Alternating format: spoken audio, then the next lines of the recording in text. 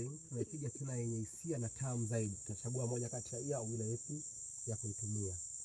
Mawe, shika mawe yako mawili mkononi, utarusha la kwanza. Unaporusha mawe, rusha kama unalenga kwenye maji. Yaani wewe unapiga mawe kwenye maji ili kuweka akili sawa. Kwa utapiga ya kwanza, utapiga ya pili, halafu utaanza kuzungumza.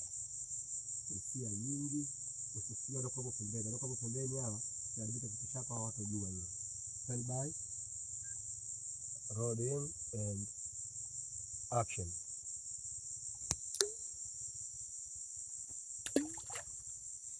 Mwaka mmoja sasa toka mume wangu umetuacha. Sina lolote la kufanya kurudisha uhai wako.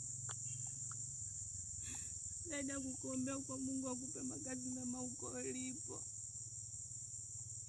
Nilitamani tusherehekee wote siku kuzaliwa kwa mtoto wetu kipenzi.